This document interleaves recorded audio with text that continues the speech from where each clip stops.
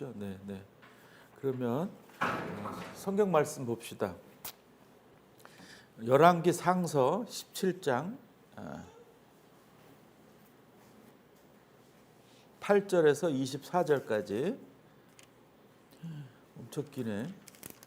그래도 제가 잘 읽겠습니다. 여호와의 말씀이 엘리야에게 임하여 이르시되 너는 일어나 시돈에 속한 사르밧으로 가서 거기 머물라. 내가 그곳 과부에게 명령하여 네게 음식을 주게 하였느니라. 그가 일어나 사르밧으로 가서 성문에 이를 때에 한 과부가 그곳에서 나뭇가지를 줍는지라. 이에 불러 이르되 청하건대 그릇에 물을 조금 가져다가 내가 마시게 하라.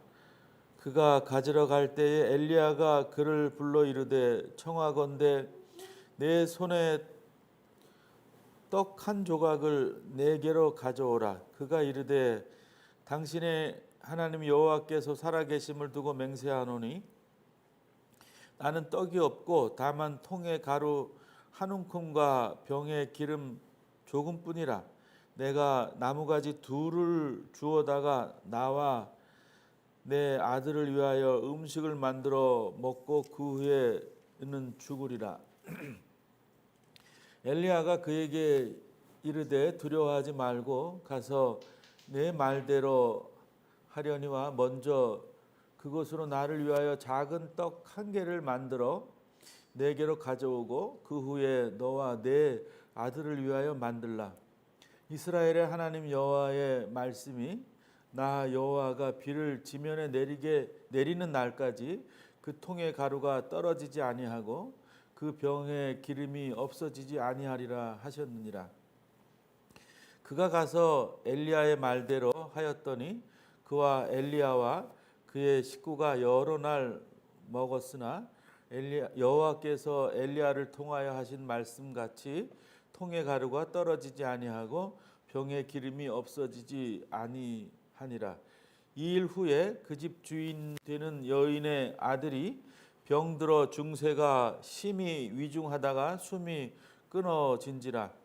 여인이 엘리야에게 이르되 하나님의 사람이여 당신이 나와 더불어 무슨 상관이 있기에 내 죄를 생각하게 하고 또 내 아들을 죽게 하려고 내게 오셨나이까. 엘리야가 그에게 그의 아들을 달라 하여 그를 그 여인의 품에서 받아 안고 자기가 거처하는 다락에 올라가서 자기 침상에 누이고 여호와께 부르짖어 이르되 내 하나님 여호와여 주께서 또 내가 우거하는 집 과부에게 재앙을 내리사 그 아들이 죽게 하셨나이까 하고 그 아이 위에 몸을 3번 펴서 엎드리고 여호와께 부르짖어 이르되 내 하나님 여호와여 원하건대 이 아이의 혼으로 그의 몸에 돌아오게 하옵소서 하니 여호와께서 엘리야의 소리를 들으심으로 그 아이의 혼이 몸으로 돌아오고 살아난지라. 엘리야가 그 아이를 안고 다락에서 방으로 내려가서 그의 어머니에게 주며 이르되 보라 내 아들이 살아났느니라. 여인이 엘리야에게 이르되 내가 이제야 당신은 하나님의 사람이요 당신의 입에 있는 여호와의 말씀이 진실인 줄 아노라 하니라. 아멘. 찬송가 214장 같이 부릅시다.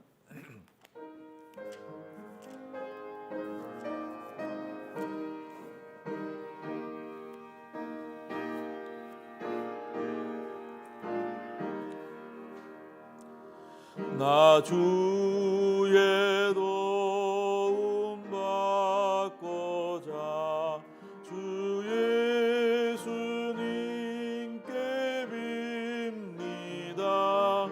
그 구원 허락하시사 날 받아주소서. 내 모습 이대로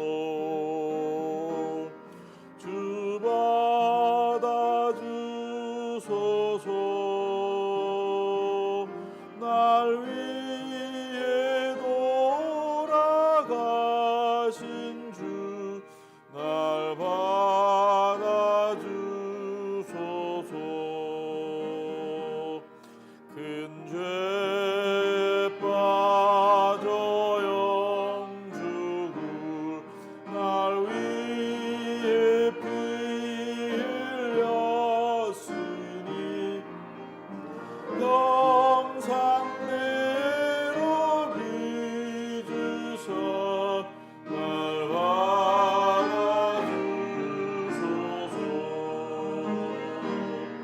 내 모습 이대로 주 받아주소서. 날 위해 돌아가신 주 날 받아주소서.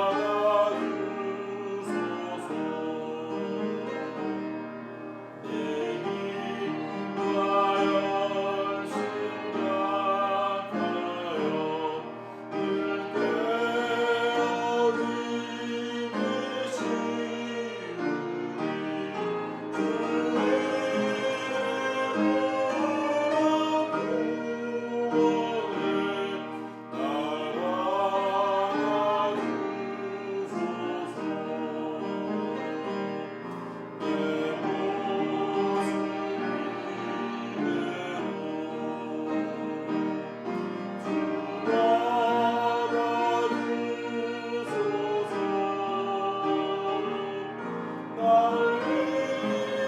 날 위해 돌아가신 주 날 받아주소서. 내 주님 서신 발 앞에 나 부러뜨렸으니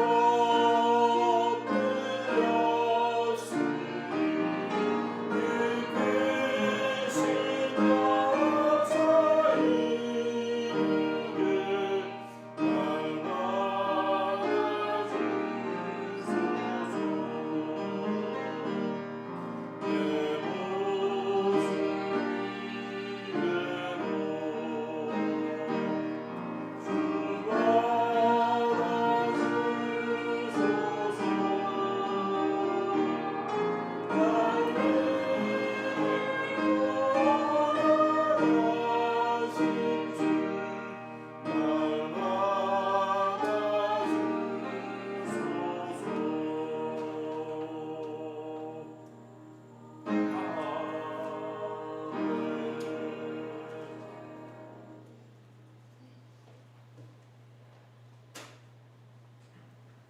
오늘 우리가 본 성경 본문 말씀은 웬만한 분이면 다 알 수 있는 유명한 내용이죠. 엘리야와 사르밧 과부. 보통 이제 이 본문을 갖고 이제 설교를 하는 걸 들어보면 믿음이 중요하다라는 얘기들을 주로 합니다. 믿음. 하나님이 잘 좋게 인도해 주실 거를 믿어야 된다. 뭐 이런 내용이죠. 그리고 또 한편으로는 성도의 믿음을 하나님이 시험하신다. 이렇게 사르밧 과부도 그 믿음의 시험을 보고 그 믿음 시험에 아주 훌륭히 통과를 해서 복을 많이 받았다. 뭐 이런 것 같아요. 기존의 그 설교의 내용을 보면 저는 그런 식의 내용으로 여러분들에게 말씀을 드리고자 하지는 않습니다. 지금 며칠 전에 제가 소식을 들었는데 제가 부목사로 있던 교회에 그 심호하시던 이제 지금은 이제 많이 좀 연세가 드셔서 은퇴하시고 이제 쉬고 계시지만 장로님이 그 암에 걸려서 많이 힘들어 하신다는 소식을 들었어요. 그리고 또 그 아들이 또 며느리가 안 좋은 그 건강 상태. 아들은 뭐 아들도 암이고 또 며느리도 뭐 쓰러졌다 그랬었나. 하여튼 뭐 정확하지는 않지만 하여튼 뭐 그러니까 뇌출혈인가 뭐 그런 식의 고통을 받았다고 그런 소식을 들었던 적이 있거든요. 그러니까 마음이 많이 아프더라고요.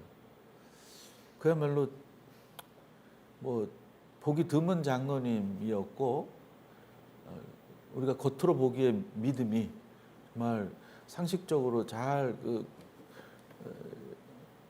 성도로서의 삶을 잘 살아오신 분인데 그렇게 그 암에 걸리셔서 고통을 당하니까 마음이 아프고 또 젊은 아들 며느리가 그렇게 건강이 안 좋아서 힘들어한다는 소식을 듣고 좀 안타깝더라고요. 이 두 분도 아들 며느리도 아주 훌륭하게 성실하게 교회에 잘 헌신하고 또 뭐 사회생활도 건강하게 잘 잘하는 분들이거든요. 제가 뭐 단 모르겠지만 제가 경험한 바로는 그리고 뭐 한두 번 제가 그 여러분들에게 말씀드린 적이 있는데 신학교 때 같이 공부했던 우리 뭐 친구이지만 뭐 나보다 서너 살 많아서 형인데 그 옛날에 그 사우디 많이 갔거든요. 그 건설업 체들이 거기 이제 직원으로 가가지고 이제 사고를 당해서 하반신 마비가 돼서 신학교 온 친구가 있어요. 그 친구, 그 형이 요사이 매우 안 좋다고 뭐 몸무게가 뭐 뼈만 남은 사람이에요. 제가 알기로도. 근데 더 말랐다 그러더라고요. 한 30kg도 안 되는 것 같아요. 키는 나만한데 원래. 이제 뭐 그런 말을 들었어요. 이제 요번에 병원을 가면 자기 이제 퇴원 못할 것 같은 그런 예감이 든다. 뭐 이런 부인을 통해서 들었는데 마음이 많이 아프더라고요. 이렇게 뭐 마음 아픈 얘기가 천지사방에 많죠. 우리 주위에. 우리 식구들 중에서 그렇고 우리 이웃들 또 뭐 지인들도 이렇게 불행한 일을 많이 당합니다. 근데 안타까운 생각이 드는 것은 이 안 좋은 이 불행한 일들을 자꾸 믿음하고 연결지어서 믿음이 부족하네, 뭐 기도를 안 하네, 뭐 예배를 잘못 드리네, 뭐 교회 봉사를 덜 하네, 뭐 이런 식으로 연결하는 것은 참 마음이 아프면서도 이거 악질적이지 않나 이런 생각이 들어요. 그 믿음을 근거로 자꾸 불행한 일이 그래서 믿음이 부족해서 만들어진 일이다. 그러니까 믿음 생활을 더 열심히 하라. 뭐 이런 식의 논리를 피는 거는 매우 안 좋은 것 같아요. 많은 사람들이 이 오늘 본문을 가지고 그런 식으로 이끌어내는 경우가 많이 있거든요. 자, 봐라. 사르밧 과부가 그렇게 없는 처지에 힘든데도 목회자 같은 엘리야의 말을 잘 듣고 순종하고 헌신해서 작은 거 헌신해서 그렇게 큰 복을 얻었지 않느냐 뭐 이런 식으로 얘기를 한단 말이죠. 저는 그런 그 해석과 그런 그 말씀 선포가 매우 잘못된 것 아닌가 이런 생각을 하게 됩니다. 사실 이거 객관적으로 보면은 이거 뭐 한 움큼 있는 그 뭐 밀가루겠죠. 둘이 먹어도 모자랄 거를 달라 그랬단 말이죠. 이게 쉽지 않은 일이죠. 저 같으면 안 주겠어요. 뭐 아무리 여기 앞에 보면 하나님의 명령이라 그래도 어쨌든 이 문자를 볼 때 이 사르밧 과부의 믿음은 좋은 거라고 할 수 있죠. 그 시험이라고 하는 그런 것들을 잘 극복해냈으니까. 그런데 많은 목사님들이 그런 식으로 호도하는 경향이 있단 말이죠. 믿음을 강조하면서 우리가 당하는 불행들이 믿음이 없는 소치라고 얘기하는 거, 이게 그러면 안 된다라는 말씀을 드립니다. 하나님은 그런 분이 아닌 거죠.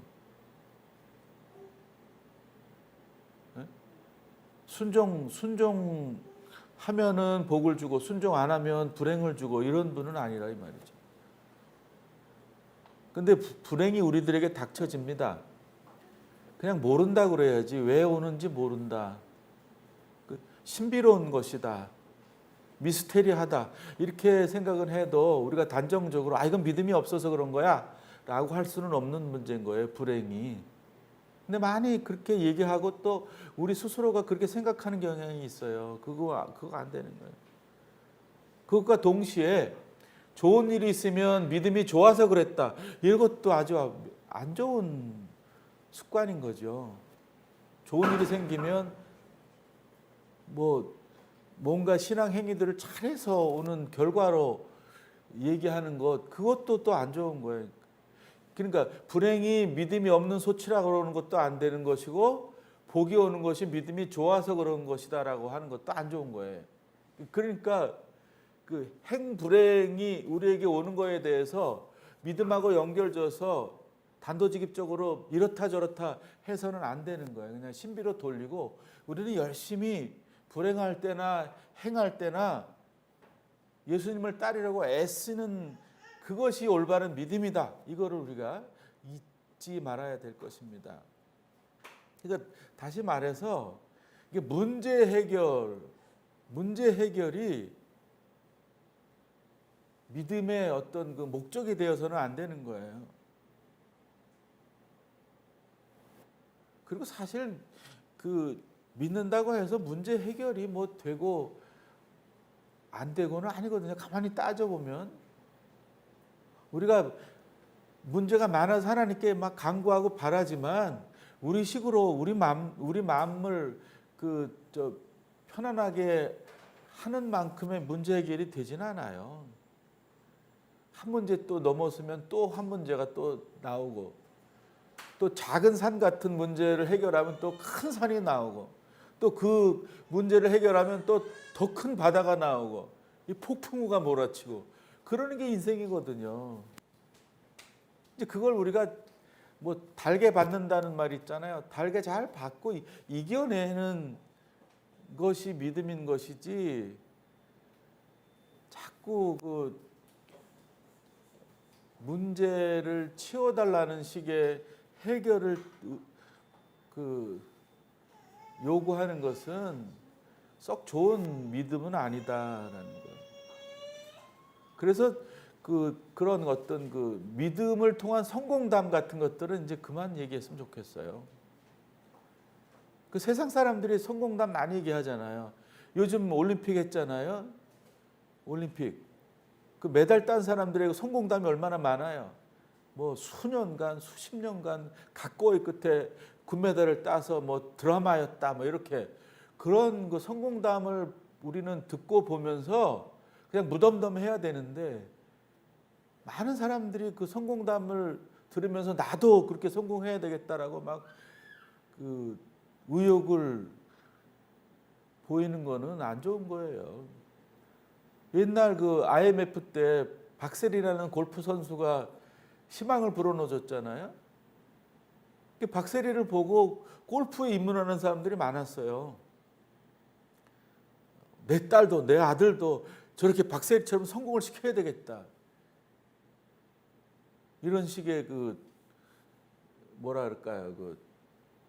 용기를 갖게 한 거죠. 박세리 우승 사건이.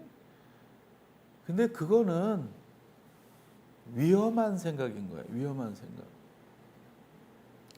나도 성공을 해야 되겠다, 할 수 있다라는 꿈을 꾸는 것보다는 그냥 내가 잘할 수 있는 일, 내가 최선을 다해서 즐거워할 수 있는 일, 이런 거를 찾는 게 중요한 거예요.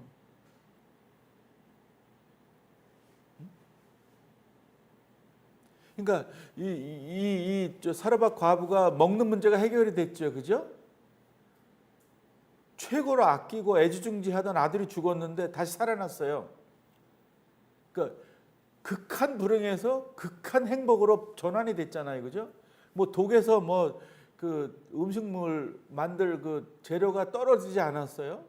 그리고 죽었던 아들이 살아났단 말이에요. 이 말씀은 그렇게 얘기를 하지만 그걸 문자 그대로 우리 현실 속에 가져와서 우리도 그렇게 될 것이다라고 강조하는 것은 좋은 믿음이 아니에요. 해석을 해야지. 마치 목사들이 자기가 엘리야처럼 행세하는 경향이 있어요. 그냥 목사 말에 순종해라. 이러면 복을 받을 것이다. 뭐 이런 식으로 얘기를 한단 말이에요. 엘리야가 그 순종을 요구했을 때 사라밧 가부가 순종했더니 이런 큰 복을 받았다. 뭐 이런 식의. 이렇게 하면 이런 좋은 것을 얻는다라는 식의 믿음 강요는 안 좋은 거예요. 말씀드린 것처럼 신앙적 행위를 참 잘하면 복을 받는 것이다. 이거를 단정적으로 얘기하는 것은 잘못이에요. 그러니까 우리 교회에서 이루어지는 각종 신앙적 행위가 많잖아요. 뭐 예배도 있고 기도도 있고 봉사도 있고 헌금도 있고 뭐 전도도 있고 뭐 이런 그 신앙적 행위를 최선을 다해서 뭐 내일 다 팽개치고 하면은 하나님이 복을 줄 것이다. 이런 식으로 얘기를 하면은 위험하다 이 말입니다. 그러니까 이거 헌금하고 관련 짓는 사람들이 많이 있어요. 이게 사라밧 가부가 엘리야에게 먹을 걸 준 것을 마치 헌금한 것처럼 호도하는 분들이 있어요. 그러니까 어려운 중에도 어떻게 해서라도 헌금을 하게 되면 이런 복을 주신다 뭐 이런 식으로. 그거는 잘못된 거예요. 그렇게 하면 안 됩니다. 여러분, 헌금은 왜 해야 되는지 우리가 알아야 돼요. 헌금은. 그러니까 신앙적 이해와 현실적 이해 두 가지를 우리가 해야 되는 거예요. 신앙적 이해는 뭐예요? 그냥 내가 감사해서 하는 거예요. 내 자발적인 헌신의 그 모습인 거예요. 헌금은. 그냥 하나님이 주신 은혜, 구원의 은혜가 뭐 만극하고 감사의 표현을 어떻게 할 수가 없어서 그 헌금이라는 표현을 하는 거예요. 그 감사의 고백의 표시가 바로 헌금이 돼야 되는 거예요. 신앙적으로는. 그리고 또 현실적으로는 교회라는 공동체가 교회라는 모임이 뭐 개인이 뭐 왔다 갔다 하고 활동을 해도 돈이 필요한데 이 교회라는 모임이 돈이 공동체가 필요하지 않겠어요? 어떤 면에서는 현실적으로는 회비인 거예요. 우리 이 교회 공동체를 운영하기 위해서. 그러니까 신앙적 이해가 없더라도 교회 일원이 되어서 이 교회 공동체에서 그 어떤 그 복된 삶을 누리기 위해서는 뭐 헌금하는 게 당연한 거예요. 뭐 재정이 어디서 뭐 나와요? 뭐 교회가 사업을 안 낳는 다음에야 뭐 나올 수가 없잖아요. 그런 그 헌금으로 이해해야지. 헌금을 하면 뭐 좋은 일이 생긴다, 복 받는다 이런 식의 무슨 복채 같은 식으로 얘기해서는 안 되는 거예요. 우리가 점쟁이도 아니고, 뭐 우리가 투자 사기꾼도 아니고, 그 요즘 그 뭐 옵티머스인가 뭔가 이런 거 뭐 투자 사기꾼 많잖아요.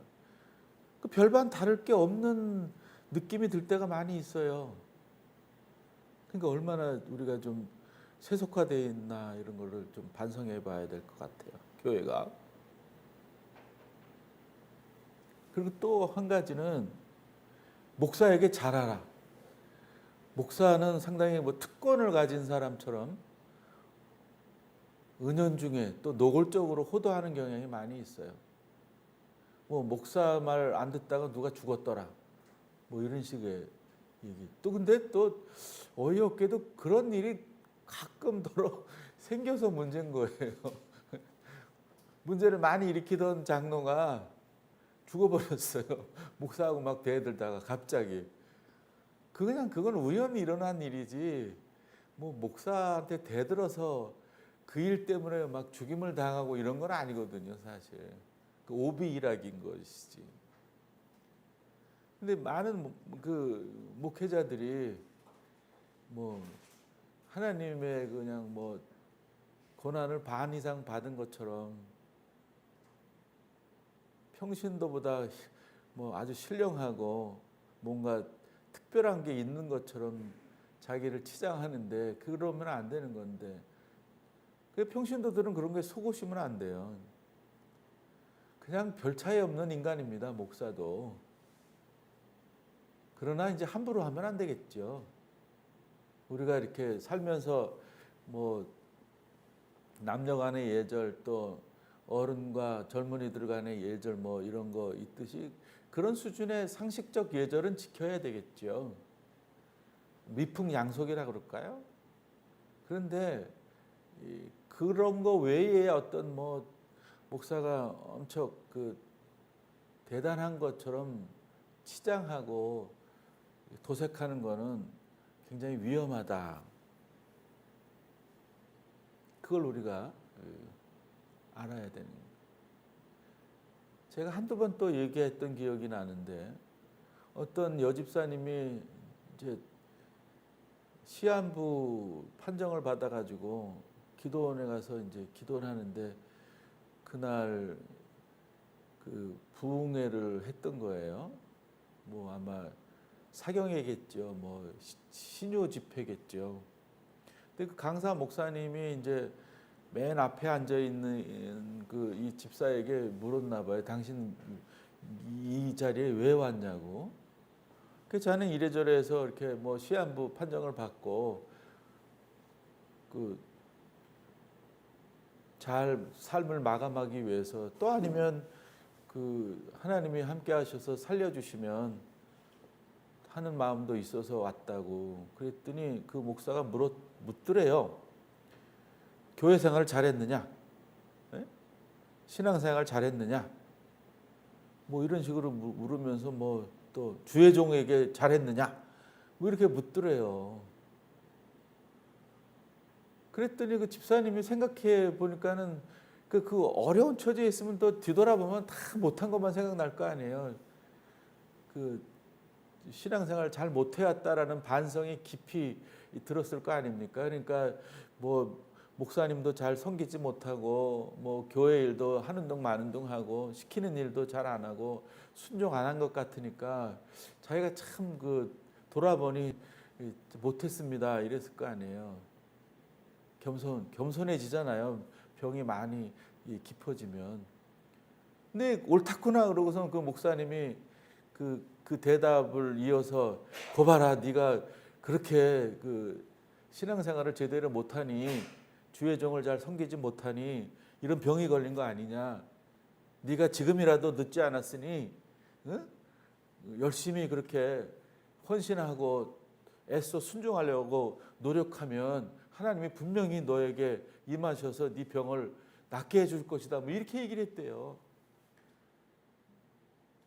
근데 많은 사람들이 이런 식의 논리에 공감하는 거는 제가 참 답답하더라고요. 이게 맞지 않은 얘기인데. 그분이 그렇게 시한부 인생이 된 이유는 몰라요. 왜 그랬는지. 신앙적 행위를 잘못해서 그런 건 아니에요. 절대로. 그냥 하나님이 정하신 뜻과 섭리가 있다라고밖에 우리가 말 못할 일인데 우리는 막 그렇게 얘기를 하잖아요. 어떤 결과의 원인이 무엇이다라고 막 분명하게 구체적으로 얘기를 하잖아요. 그거는 굉장히 위험하고 잘못된 것이다라는 거예요. 목사에게 잘하는 것이 아니라 모든 사람에게 공평하게 잘하는 게 우리들에게 필요한 거예요. 편견 갖지 말고 누구에게라도 예수 그리스도를 믿는 사람의 태도를 가지고 성실하게 사랑으로 나가야 되는 거예요. 또 정의가 필요한 사람에는 이 침도 한번 꽉 놔주고 그런 필요가 있는 거예요. 그게 그리스도인인 거예요.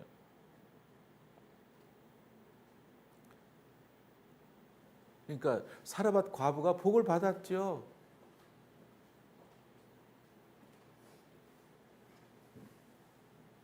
순종을 해서 이 말씀 그대로의 논리는 그래요. 그러나 이 논리가 우리 현실 속에 막 일치해서 적용되는 것으로 뭐 획일적으로 얘기를 해서는 안 된다라는 걸 우리가 깨닫고, 너무 우리의 그 불행이 내 믿음이 안 좋고 하나님의 말씀에 순종 안 해서 온 결과다, 인과응보다, 뭐 이런 식의 생각을 가지지 마시고 행할 때나 불행할 때나 늘 하나님을 바라보면서 초지일관 말씀 안에서 기쁨을 누리려고, 말씀 안에서 내게 지금 하나님이 주시는 말씀이 무엇인지 깨달으려고 애를 쓰고 그것에 순종하면서 하루하루 닥쳐지는 어려움들을 넘어가려고 애쓰면서 사는 성도가 되어야 되겠다, 이런 말씀을 드립니다. 이 말씀을 잘 기억하시고 한 주간 승리하면서 사시는 성도가 됩시다. 기도합시다. 자비하신 주님, 오늘도 말씀 속에서 우리들이 가져야 될 신앙의 가치가 무엇인지 알려주시니 감사합니다. 이 시간에 들려주신 말씀을 통하여 저희들이 한 단계 성숙한 믿음이 되어서 온전히 주님께서 바라시는 믿음의 삶이 무엇인지 실천하며 살 수 있도록 도와주시옵소서. 우리만 내버려 두시면은 우리가 살아갈 수 없사오니 성령 하나님이 임재해 주셔서 충만한 영으로 함께 해 주셔서 우리들을 인도해 주시옵소서. 감사를 드리옵고 예수님의 이름으로 기도하옵나이다. 아멘. 예, 찬송가 400